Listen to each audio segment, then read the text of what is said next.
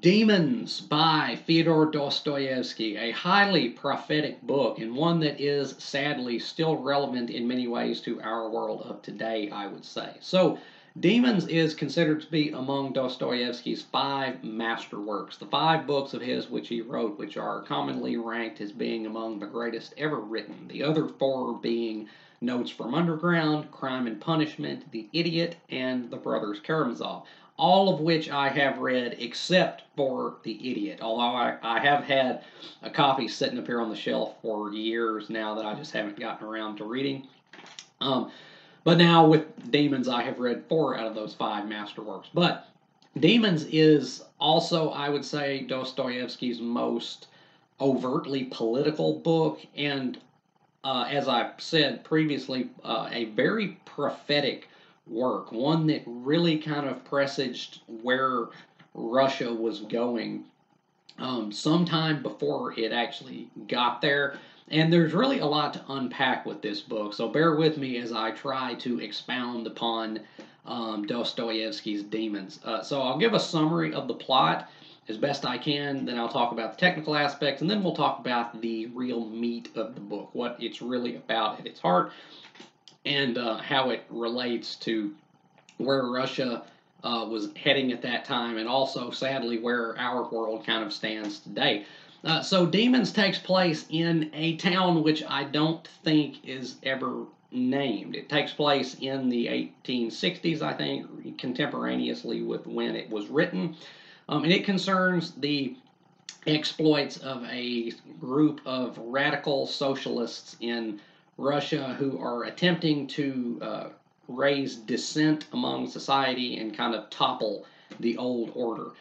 It is narrated in the first person, sort of, by a character who I don't know if he's ever actually named except once in the book. I think his name is like Lavrentievich or something. Anton Lavrentievich, I think, is what his name is. But again, I think he's only named like once in the book, and he's really just a minor peripheral character, and that's kind of something that Dostoevsky, I think, kind of pioneered, at least in part, is the first person narrator that's not really a main part of the actions which the book describes. But anyway, so these characters who form the core cast of the work include Nikolay Vsevolodovich Stavrogin, who is a charming kind of Chad figure who really kind of the ladies kind of fawn over, and who is kind of the figurehead of the movement. And then we have the principal villain of the work, one Pyotr Stepanovich Verkovensky, who is kind of the scheming mastermind behind the scenes. Then we have the lackeys, and then we have like the character named Kirilov, who is very, very strange, very suicidal, and has some very weird theological views, and who is really hell bent on killing himself at some point, which he does in the book. And then we have Shatov, and Shatov is, I think, kind of Dostoevsky's stand-in character. He is a member of the group of socialist radicals who has lost faith in the cause, who has kind of seen the more unsavory colors of their organization, and is now wanting out because he has kind of reformed himself into a Russian nationalist kind of traditionalist religious conservative kind of, which is,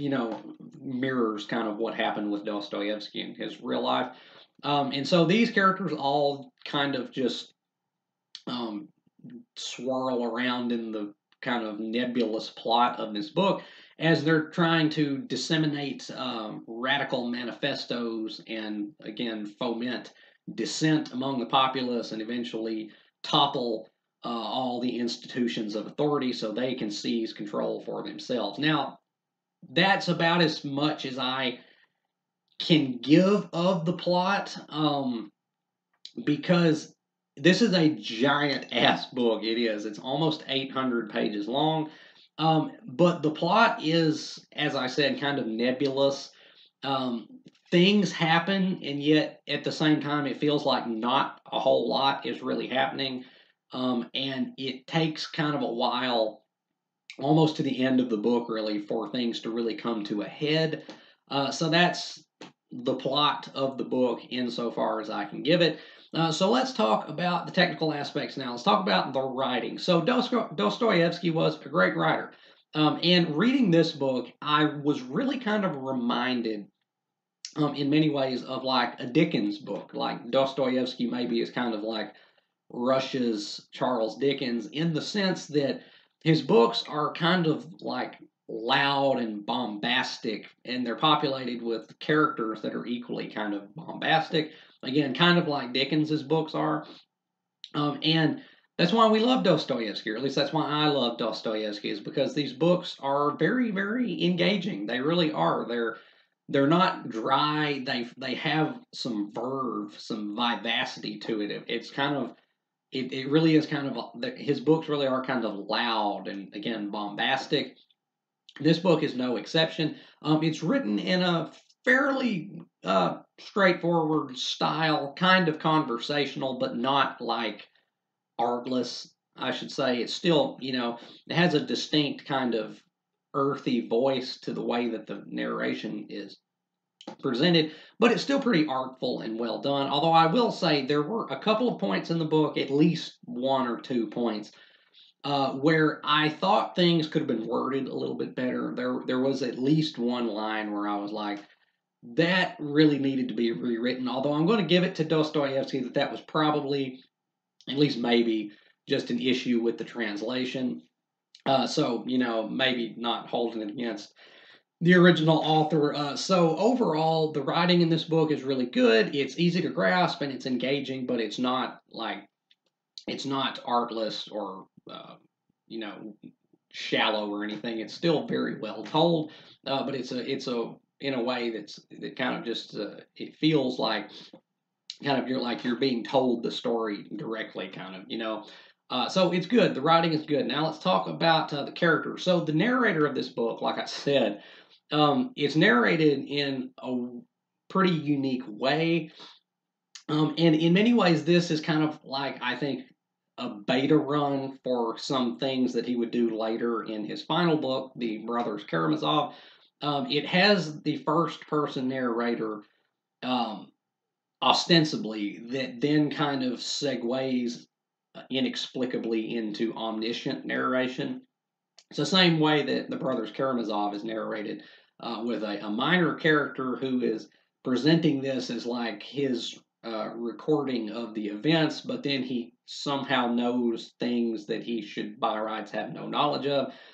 So it's kind of wild in terms of the narration, and it's very much um, kind of like Herman Melville's Moby Dick, where Ishmael is, nominally the narrator, but then there's like so much of the book where it's just like it's basically just omnisciently narrated. And this is like that. And Dostoevsky, I think, was kind of a pioneer when it comes to that way of writing, of narrating a story. And again, he did it again later with the Brothers Karamazov. But the main character in this book, who is the narrator, he's not the main character. Let me revise that. That's another way in which this book is kind of unique, in that usually with a first person story, the narrator is the main character. He is at the center of events, but not so with Demons. The narrator of this book, Anton Lavrentievich, I think is what his name is. Again, if he's named, it's only once in the book, I think. He's really just a peripheral character. He has very little personality that we know about. He's kind of just there to record the events.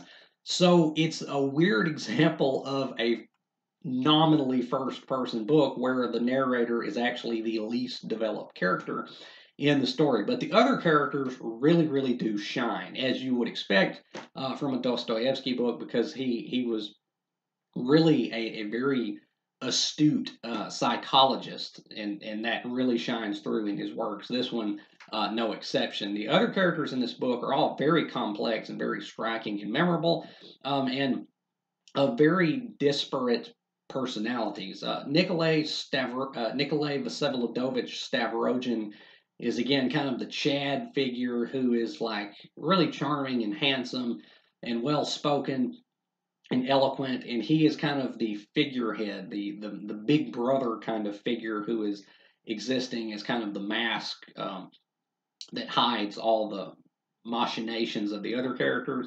And then we have Pyotr Stepanovich Verkovensky, who is the villain, and he is the really kind of sinister schemer behind the scenes who is orchestrating all the dissent and manifesto spreading and pamphleteering and what have you, and also some murders as the book goes on. And he's the one that's really kind of, again, kind of making all this happen. He's kind of the brains behind it. And he's the principal villain of the book because these people are not good people, as the book goes on to make clear. No matter how lofty they think their ideals are, they are not very savory characters because there's no principle they will not trample in the pursuit of their goals, and there's no uh, rights that they won't violate trying to get what they want. But then we have the more kind of odd characters, such as Kirilov, um, who is he's very, like, I don't want to say depressive, but he's very suicidally fixated.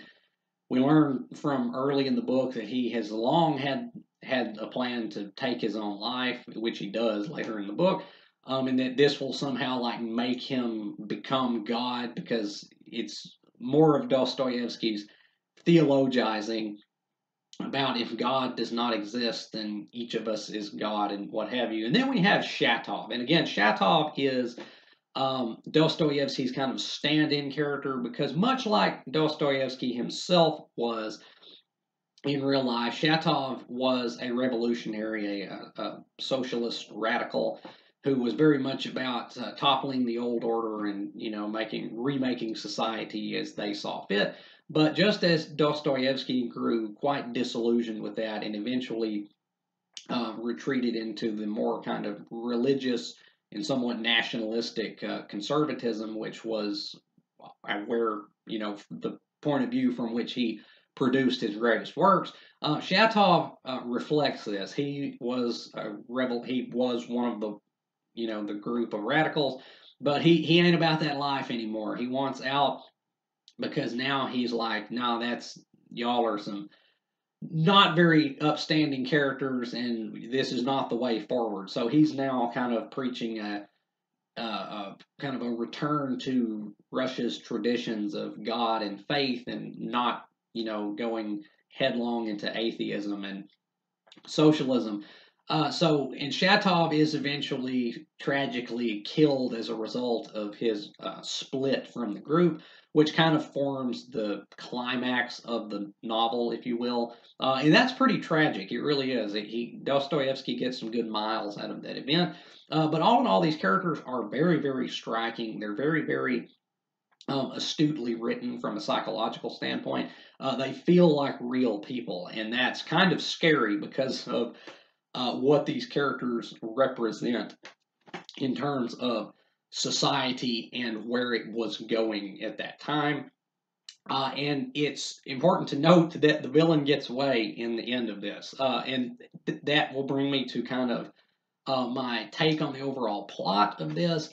It's not a very tightly plotted book. It's very, very loose in its plotting. In fact, a lot of it is kind of seemingly inconsequential, and it doesn't feel as though things really come together until like the last 100 or 150 so pages.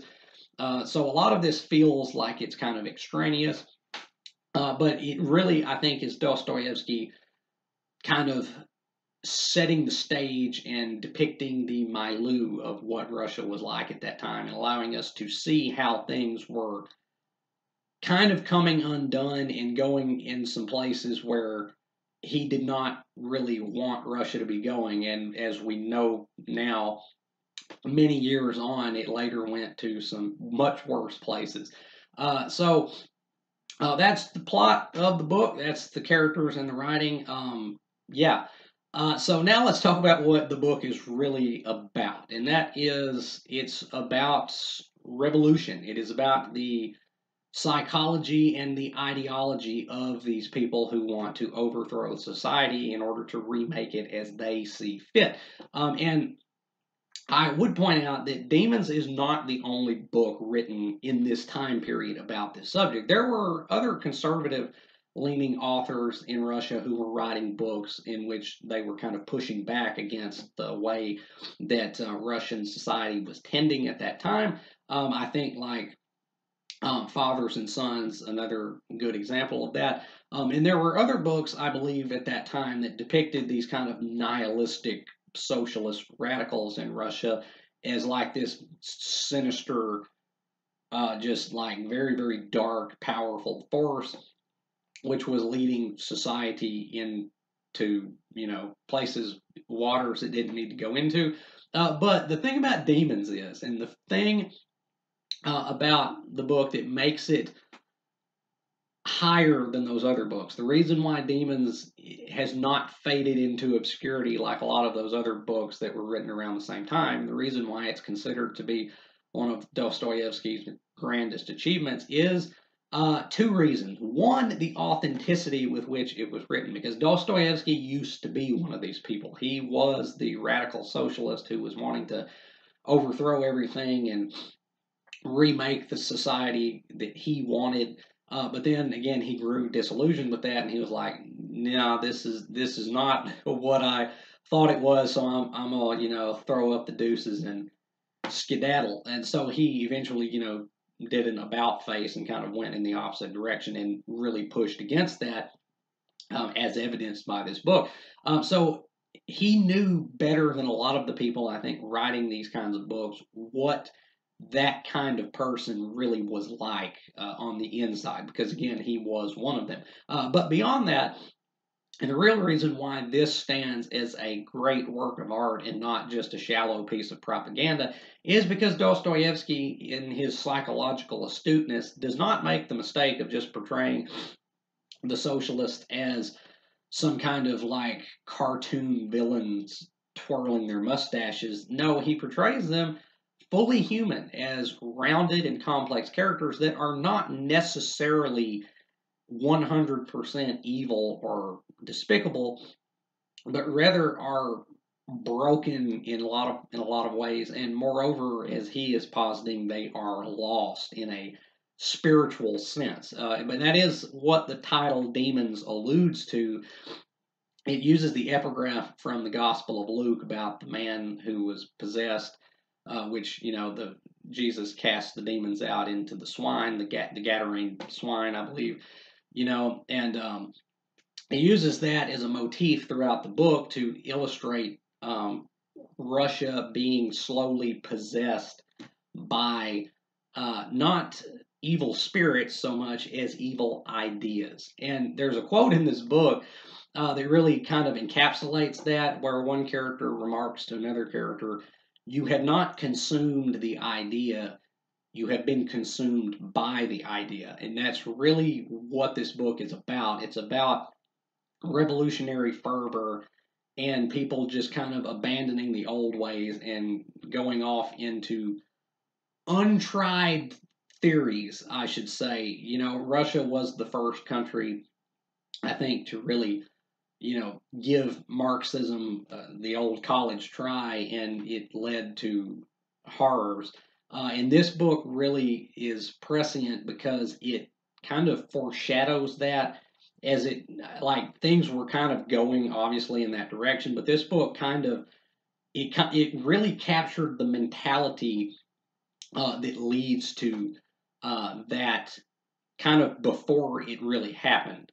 And there's a lot in this book I think that is quite pertinent to today's world, in our culture wars of today, because as I believe it's Ecclesiastes says, there's nothing new under the sun, and Demons really kind of typifies that because it illustrates that these mindsets, these ideas, they don't really die. They just kind of they kind of go underground for a time, but then they later resurface under new guises, and that's kind of what we see today in a lot of ways, as we see people that are very, very impassioned about kind of overthrowing traditional institutions and wanting to supplant them with their own paradigms. So, to illustrate, I will read some passages from this book, which I think bring the themes into starker relief. But before that, I will read a passage not from the book proper, but rather from the introduction to the book.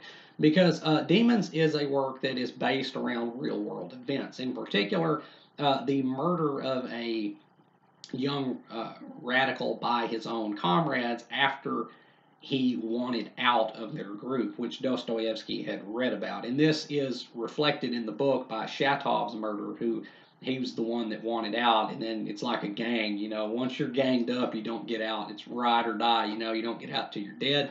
So this book is based around some real world events. And of course, the central villain of the piece, Pyodor Stepanovich Verkovensky, is based around the real life figure of Sergei Nechayev, who was a revolutionary thinker who penned the Catechism of a Revolutionary, a kind of point by point doctrine of what he wanted his followers to think like, and some of which is reproduced in the introduction to this edition.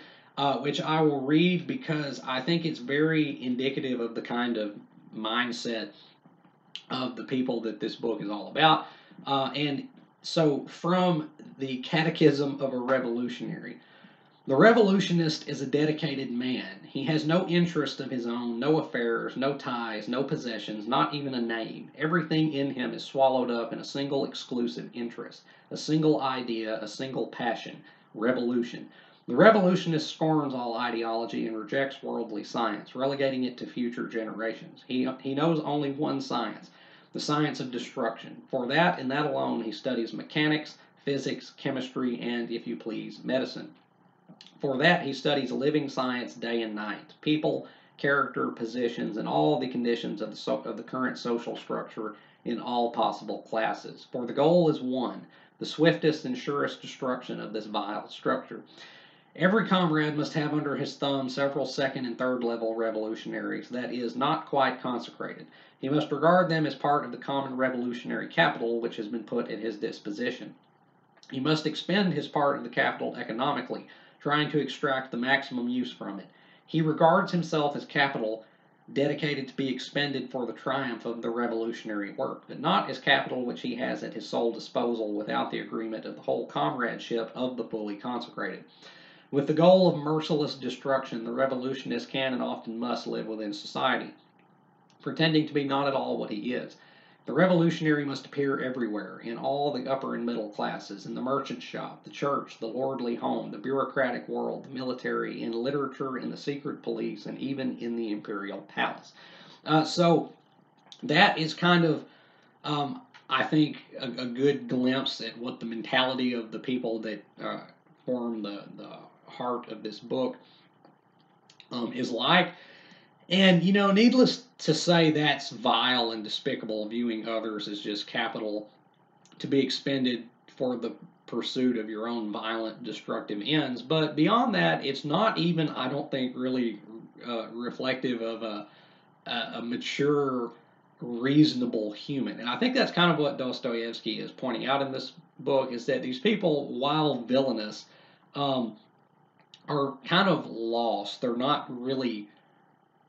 reasonable people, really. They're kind of untethered from any kind of grounding morality.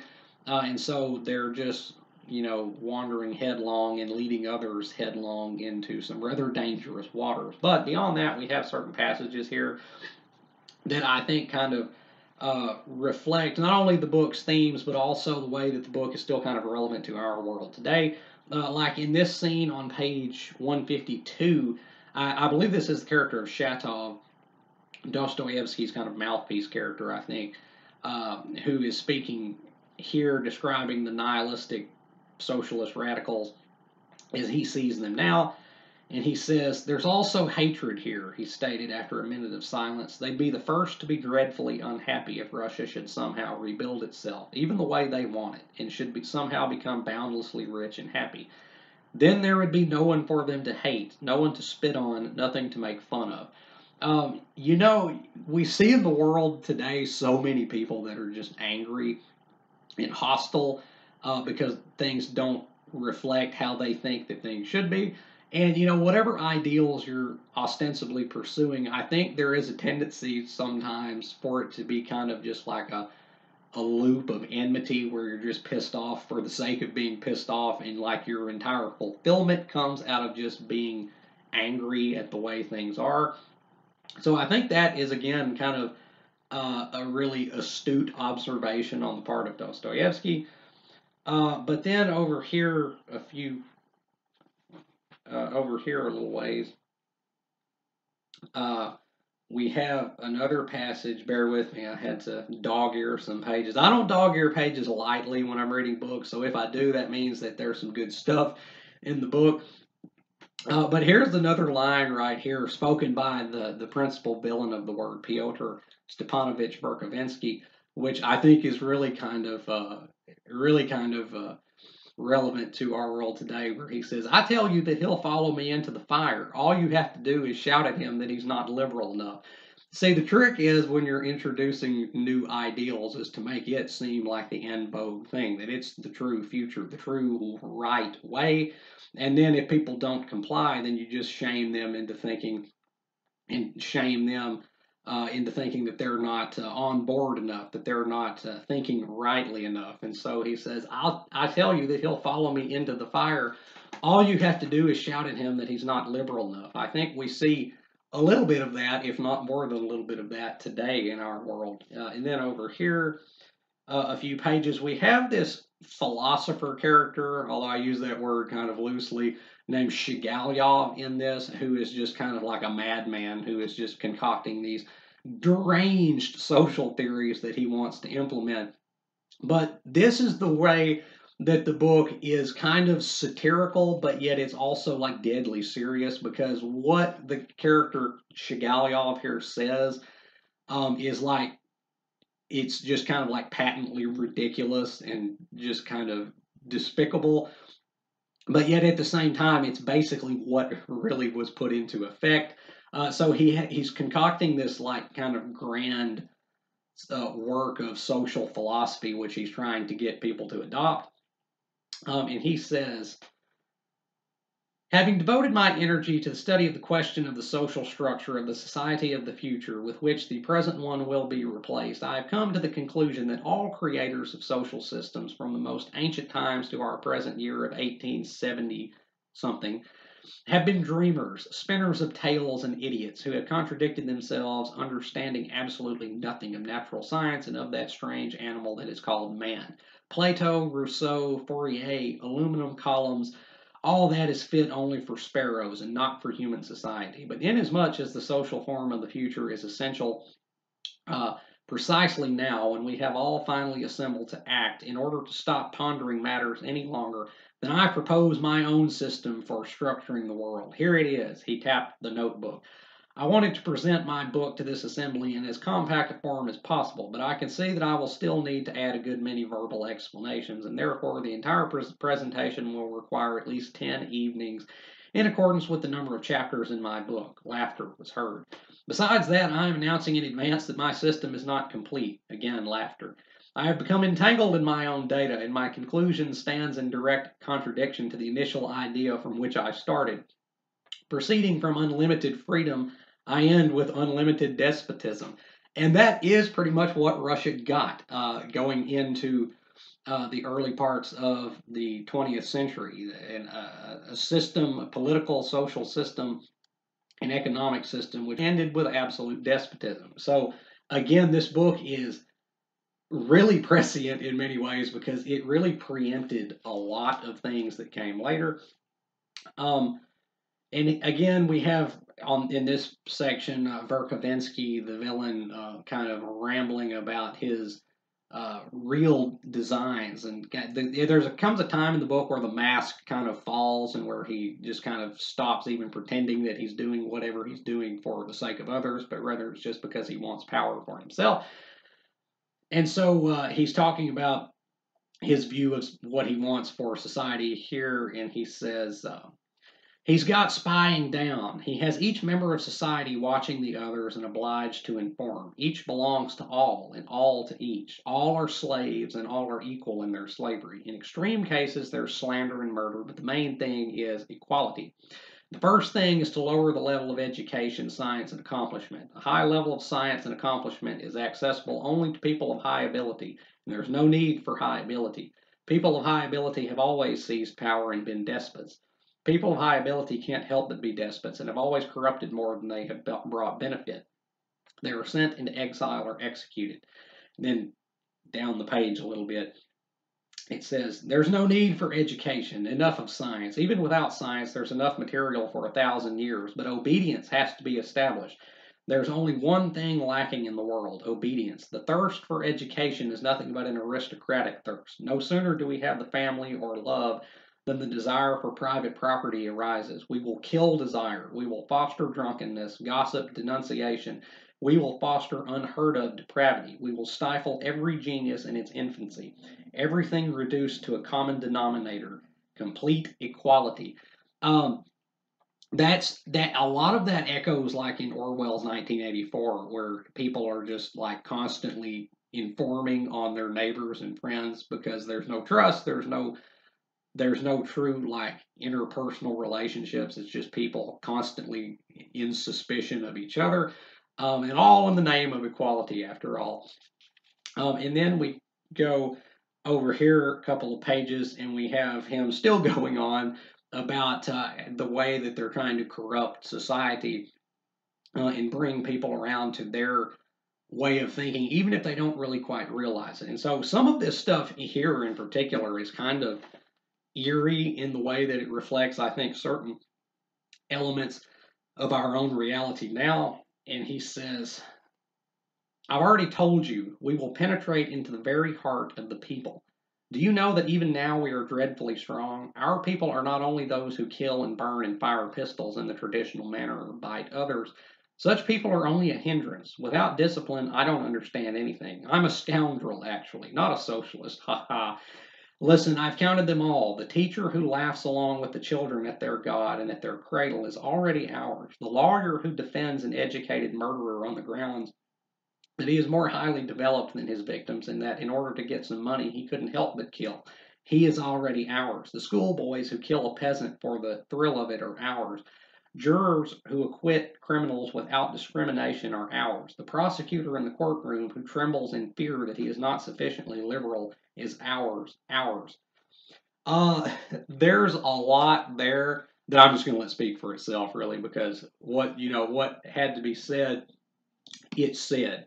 Um, and then, really, this book is just kind of rife with predictions, actually, and not even like knowing predictions, just kind of unwitting prophecies that came to pass, sadly, and seem to kind of be coming back around, unfortunately. And so, beyond just the literary merit of this book, which is quite high, I think it's also valuable in the anthropological, socio-political kind of way, because it speaks a lot of hard truths. It really does. Um, to rate um, Demons by Dostoevsky, I'm gonna give Demons a B plus. I really do love Dostoevsky's works, but I will say this: this one I didn't quite like quite as much as like Crime and Punishment or Notes from Underground or The Brothers Karamazov. In many ways, I view this as kind of like a beta run for The Brothers Karamazov because with Dostoevsky's major works, the ones towards the end of his life, he was kind of working with a certain handful of themes, the conflict between faith and atheism, and between um, radical politics versus a kind of quiet conservatism. And, this book is really great, but I don't know that it came off quite as strongly as uh, some of his other books. And in many respects, I do, like I said, kind of view this as a beta run for like the Brothers Karamazov, because there's a lot of aspects of this book which were done again in that book, and which I think came off better in that book, such as the first person nominally narrator that kind of just segues into omniscient narration inexplicably, along with again the themes of faith versus disbelief, and the radical politics versus non-radical politics, that kind of thing. There's a lot in this book that made it into the Brothers Karamazov, I think.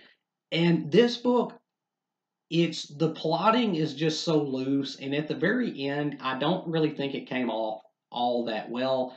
Um, I will say this: there is a chapter in this book, or was a chapter in this book, that was excised at the time of publication because it was considered too risque, in which the character of Nikolai Vsevolodovich Stavrogin admits to some pretty heinous sexual relations with an underage girl. And that chapter was cut, but I don't really think it needed to be. I think that chapter, because they include that chapter in this version in an appendix after the book has ended. Um, and reading that chapter, I really think that should have been left in there because I think it took something out of the narrative.